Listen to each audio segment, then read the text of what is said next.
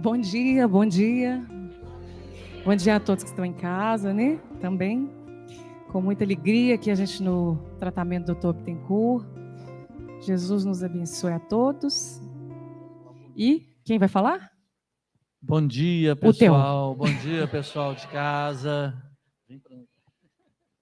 Bom dia, pessoal. Uma alegria estar aqui. Que vozinha meiga, hein? Bom dia, gente.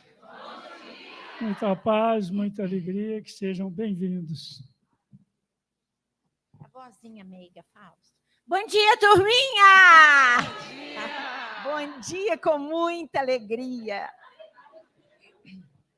Bom dia, gente. Bom dia. Uma alegria enorme estar aqui. Mas é grande meu livre-arbítrio, né?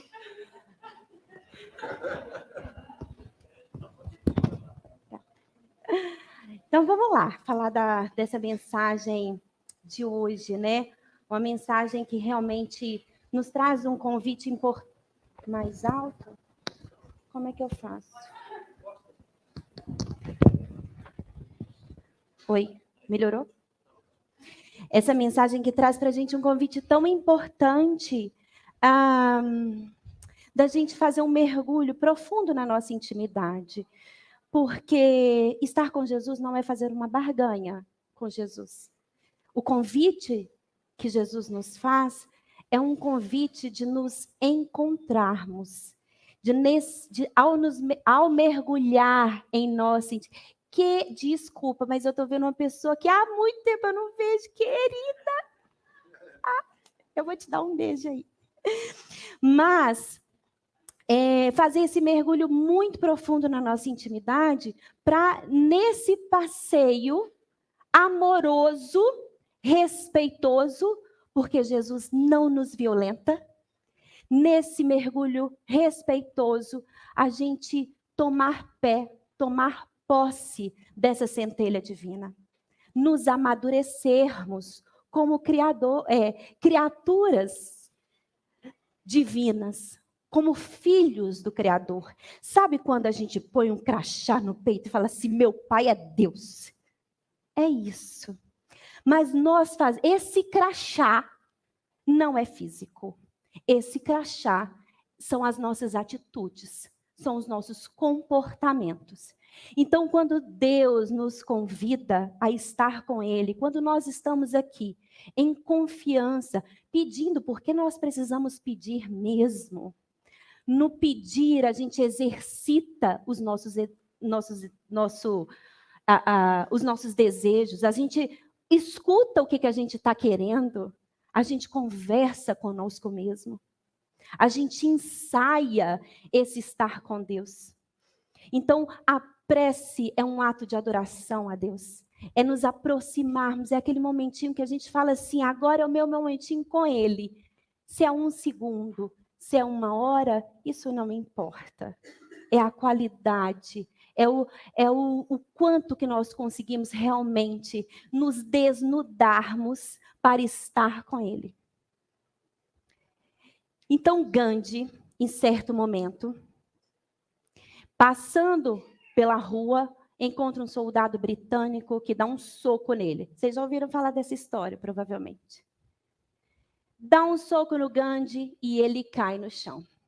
E do mesmo jeito que ele cai, ele se ajeita lá, se levanta, se apropria e se posta diante do guarda de novo.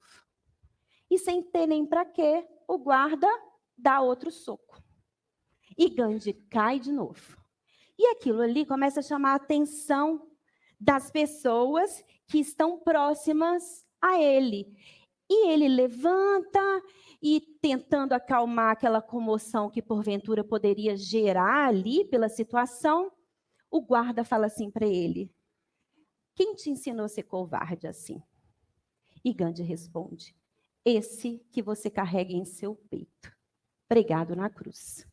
Então nós temos que refletir aquilo que nós carregamos e falamos, que não seja só uma exposição, mas seja que é realmente um convite para vivermos essas verdades divinas.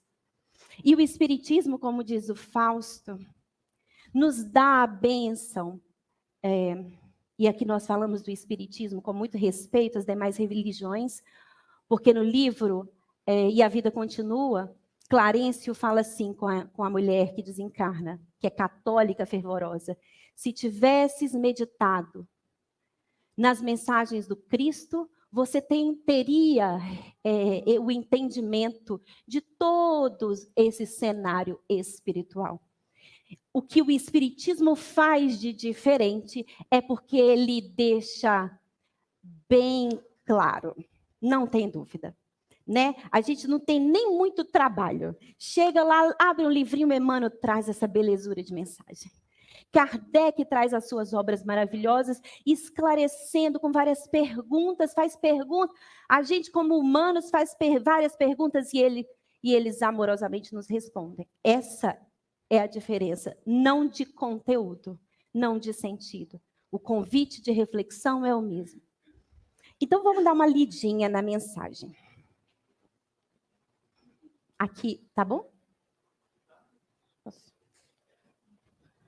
A mensagem fala assim, começa com o que o Fausto leu, né? Está em Vinha de Luz, capítulo 117, intitulado Para Isto. O Fausto falou para a gente dessa mensagem de Pedro, maravilhosa, porque para isto sois chamados, pois também o Cristo padeceu por nós, deixando-nos o exemplo. E Emmanuel nos explica esse versículo, porque os versículos de Jesus precisam ser refletidos, meditados, digeridos, para que a gente possa compreender, sair da letra, tirar o espírito da letra, não é isso? E a Emmanuel faz isso para nós e diz assim: elevada percentagem de crentes considera-se imune de todos os sofrimentos, porque no conceito de grande parte daqueles que aceitam a fé cristã, entregar-se às fórmulas religiosas é subtrair-se à luta, candidatando-se à beatitude imperturbável. Na apreciação de muita gente, os que oram não deveriam conhecer a dor. O socorro divino assemelhar-se-ia à proteção de um monarca terrestre, doador de favores, segundo as bajulações recebidas. Ele está falando de uma barganha, não está? A situação do aprendiz de Jesus é, todavia, muito diversa. Os títulos do Cristo não são os da inatividade. Só abrindo um parêntese aqui, há várias mensagens de Emmanuel também nos lembrando que o Cristo adorava a Deus, mas não parava um segundo de trabalhar, de escutar, de entender, de curar. Era uma labuta aqui e outra ali. Não era assim? Essa é a proposta. Os títulos do Cristo não são os da inatividade, com isenção de responsabilidade e esforço. Todos os chamados ao trabalho evangélico não podem esquecer as necessidades do serviço. O mestre, naturalmente, precisa de companheiros que nele confiem, mas não prescindirá dos que se revelem colaboradores fiéis de sua obra. Quem tem mais para dar? Quem já consegue parar para refletir as mensagens do Cristo, ou quem não ainda se apercebeu dessa outra realidade? Essa é a nossa pergunta, né? Muitas vezes a gente quer ainda ficar no olho por olho, dente por dente.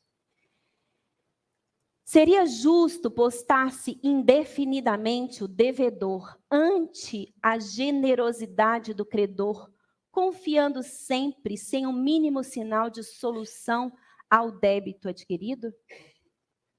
Não somente os homens vivem na lei de permuta, as forças divinas baseiam a movimentação do bem no mesmo princípio.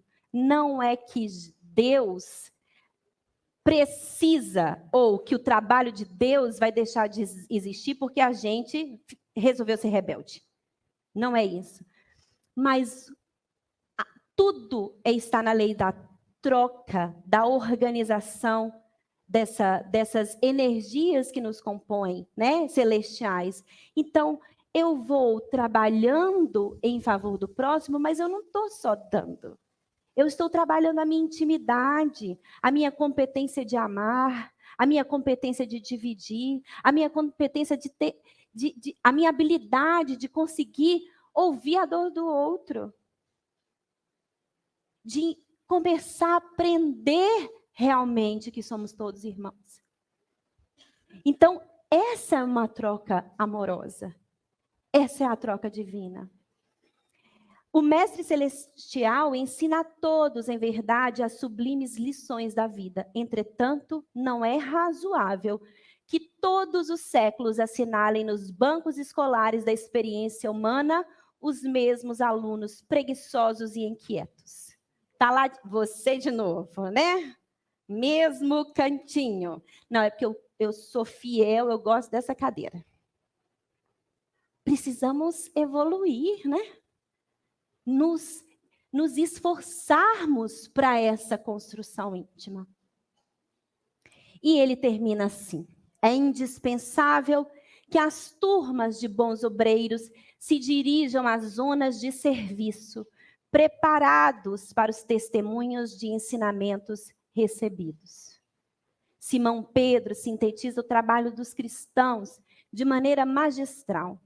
Sois chamados para isso, assevera o apóstolo.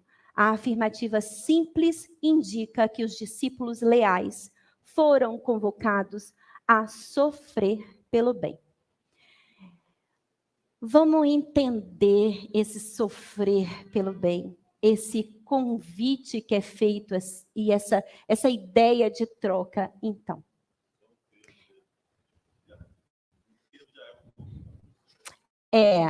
Porque a gente não entende bem sobre a dor, né? A gente não sabe viver as oscilações da vida. E enquanto encarnados, a gente vai viver envolvido com pessoas que também estão em suas lutas íntimas e que, portanto, têm defeitos como nós. Tem fragilidades, vamos dizer assim. Fica mais bonitinho, né? Tem as suas fragilidades. E a gente dá uma agarrada nessas fragilidades alheias e fica ali porque fulano é assim, porque ciclano é assim, é assado. E uma vez eu escutei assim: por que a gente fica tão preso às fragilidades do outro se é passageiro? Por que é? O que não é passageiro são os valores conquistados. E eu posso escolher me agarrar nos valores, é mesmo. Tá fedendo o cachorro, mas os dentes. Não é assim que Jesus fala? É assim com as pessoas também. Eu tenho a capacidade de olhar, fazer a minha análise, né? Com toda a maturidade que eu tenho. E a gente se sente no direito disso, mas eu escolho a fragilidade. Por que eu ainda não escolho conviver com as qualidades que são eternas? Já conquistas do Espírito. Assim como eu vou também conquistando, valorizando as luzes que eu conquistei para dar uma forcinha naquilo que não tem luz ainda. Vamos ver, muda o foco, igual o Theo estava hoje mudando a câmera, vai para lá, vai para cá, câmera teimosa, né, Theo? E é assim, a gente vai se ajustando até que encontra o foco, onde a gente vai se dedicar, trabalhar, e daí a pouco está no lugar correto. Então, tem algo, Emmanuel tem um texto que fala assim: consegues ir? Provocativo. E ele fala assim, faz todo o texto, e no final ele diz, em suma, ou seja, em síntese, para falar bem coloquial, no frigir dos ovos, não é assim que a gente fala? A situação é o seguinte: é muito doce escutar o vinde a mim. Porque quando a gente pensa em Jesus dizendo assim, vinde a mim, vós que estáis aflitos e sobrecarregados, que eu vos aliviarei. Agora vamos ouvir de novo, pensando assim, Jesus mesmo, falando isso para a gente. É uma belezura, como diz Aldinho. Queremos ir ou não queremos ir? E aí, Emmanuel nos pergunta assim, no entanto, nós já conseguimos ir? Porque estar com Ele é se propor a uma modificação íntima. Estar com Ele é se propor caminhar na lei de amor. Estar com Ele é entender que eu vos aliviarei não está no imediatismo. Não é uma resposta de agora e não necessariamente atende àquele pedido, muitas vezes imaturo, que nós fazemos. O eu vos aliviarei é vem, senta aqui. Deixa eu te contar como é que funciona. Vem a mim que eu vou te explicar que a vida, ela é uma oscilação constante. E que a gente precisa acolher essas dores que compõem a existência humana, a experiência terrestre. Porque essas dores falam das nossas dificuldades, nos convidam a focar a câmera no local certo. As dores fazem parte da nossa história, não necessariamente com sofrimento. Quando ele fala de nos aliviar, ele fala de nos aliviar a aflição em que nós colocamos nos processos de dor. Ele fala de tirar o sobrepeso que a gente coloca nos processos que a gente está vivendo e natural. Porque os discípulos caminharam rente com Jesus, não foi assim? Teve os pezinhos lavados por Jesus? Dividiu o pão na mesa de Jesus? Aí chega a hora de falar assim, estou aqui. O que acontece com os discípulos? E todo mundo fica na expectativa de falar, Jesus vai se salvar. Ele vai se livrar dele. Não é possível. Ele tem força, ele curou tanta gente. Por que ele não vai sair desse processo? Porque para sair daquele processo, ele precisava contrariar a lei que ele veio ensinar. E nós, muitas vezes, quando pensamos no olho por olho, dente por dente, nós estamos contrariando a lei de amor. O vinde a mim nos lembra que o Pai é nosso. O Pai é de todos e todos somos irmãos. Ele nos lembra da lei de solidariedade, de fraternidade.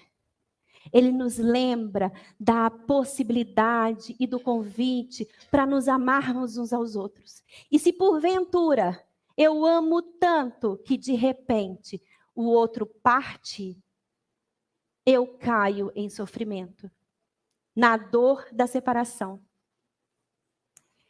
Sobrecarregando essa separação porque eu ainda não entendi que a vida é passageira. E aí quando eu lembro do vinde a mim, eu lembro, isso também vai passar. Essa dor também vai passar. O vinde a mim, ele também lembra a nós que o nome de Deus ele é santificado, não é assim que Jesus nos ensina a orar ao Pai Nosso? Santificado seja o teu nome. Porque ele nos lembra que Deus é amor e que nós estamos numa lei de amor. A lei é de amor. A lei não é de punição. A lei não é de castigo. Eu não estou vivendo o que eu estou vivendo porque eu estou sendo castigado. O Pai é um educador por excelência, com sua sabedoria. E na lei de amor que ele prega, que ele é, na verdade, a gente vai sendo ajustado na nossa caminhada, porque na nossa imaturidade a gente se perde, precisa de alguém que fale assim, opa, vem, volta aqui. Foi assim com o filho pródigo, não é verdade? Ele foi lá, viveu o livre-arbítrio, precisou voltar, colocando tudo no lugar. Mas quando ele volta, ele entra na casa do Pai. Ele entendeu a lei de amor. E a gente fala muito do filho pródigo e esquece do filho que fica. Que ficou na casa do Pai. É como se dissesse para nós, eu estou aqui, viu Deus? Estou aqui. Mas se vocês pegarem a parábola termina e não há comentário dele ter entrado no reino, na casa do Pai. A parábola dos 2 filhos, né? Termina com o filho pródigo retornando e entrando. E o filho que ficou está do lado de fora. Nós podemos fazer a escolha de entrar desde o começo. E não ficar do lado de fora. Estar do lado de fora é estar ali com o pezinho, mas não absorveu ainda a mensagem. Não adentrou ainda, não mergulhou no profundo da mensagem. E o vinde a mim é ainda, caminhando aí para a gente ir finalizando, o vinde a mim ainda, se a gente parar para pensar, também é pensar que seja feita a tua vontade.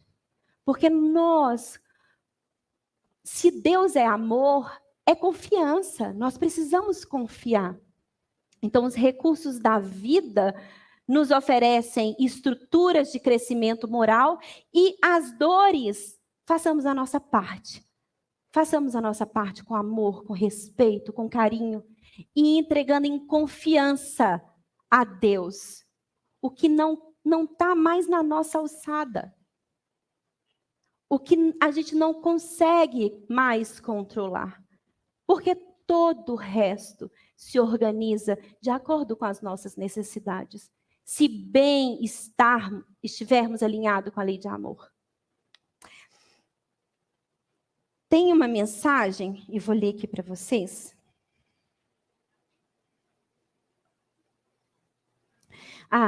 E fazer a nossa parte, né, pensando nisso, e aí fica voltando na mensagem do para isto, né?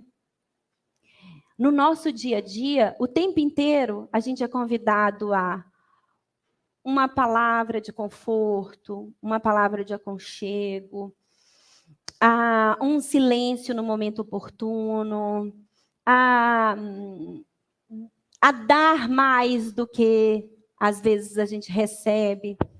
E olha que didático é a vida, né? Porque às vezes a gente fala assim, mas fulano é ingrato demais.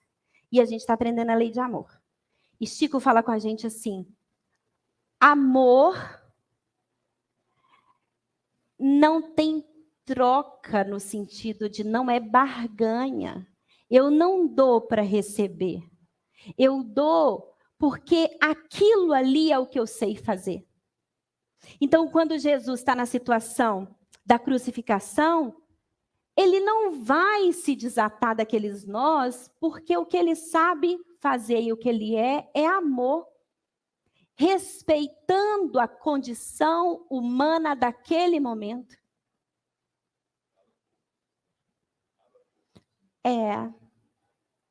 Mas ele deixa a lição grandemente, né, para nós, para que a gente possa refletir e reconstruir a nossa intimidade, por mais difícil que seja. Os discípulos se apartaram dele. Pouco a pouco, cada um foi vivendo a sua trajetória. E Pedro, que nos traz a mensagem, nos conta assim, que foi na casa do caminho, atendendo a cada um que chegava na casa do caminho, que ele pôde realmente interiorizar aqueles 3 anos de convivência com Jesus. Então, é no serviço, porque quando eu dou algo e eu não recebo nada em troca, meu coração dilacera, mas eu estou aprendendo ali o prazer de dar, mesmo que não tenha uma resposta imediata do outro. Então, vejam se a gente desloca isso para as nossas relações familiares. Como nos facilita a existência. No que tange ao perdão, ao não se apegar a muitos pormenores, a deixar no outro o trabalho que é do outro, a me preocupar mais com o trabalhinho que cabe a mim, que isso não tem nada a ver com egoísmo, mas tem a ver com, dentro dessa circunstância, qual que é o meu dever? E são os pequenos deveres, não são os grandiosos. Nós não estamos falando de gigantescos projetos sociais, porque se alguém tiver, louvado seja, sigamos confiante. Mas se não deu, são os pequenos serviços diários, são esses os convites verdadeiros, para que a gente esteja nesse cenário do convite de Jesus. E para finalizar, então, Meimei no livro Instruções Psicofônicas, tem um texto que ela chama Em Busca do Mestre. E diz que o Espírito se manifesta e fala assim: eu tenho buscado há muito tempo a comunhão com Deus. Eu tenho realmente desejado essa comunhão com Deus. E a Memei fala assim para ele: verdade. É verdade que você deseja, do fundo do seu coração aí, a comunhão com Deus, mas você ainda se acomoda com a maldade. Você não se cansa de anunciar Deus por séculos, mas ainda você não consegue se afastar das sombras. Você diz que Deus é o amor infinito, mas ainda você se satisfaz nos comportamentos agressivos, nas respostas agressivas. E segue assim. Ele fala: eu tenho fome de consolo no caminho das provações. Não somos nós? Eu queria que você me desse uma palavrinha só para consolar isso que eu estou vivendo. Um tiquinho de palavra. E a Memei diz assim: volta ao combate pela vitória do bem e não desfaleças. Não é o sofrimento do bem? Volta ao combate pela vitória do bem. Ele é o seu mestre, a terra, a sua escola, o corpo da carne, a sua ferramenta. E a luta do nosso dia a dia é essa sublime oportunidade de aprender. E ela completa assim: se já acolheste a lição, seja um traço dele onde quer que esteja. Então, acredito que, em suma, a mensagem de Emmanuel,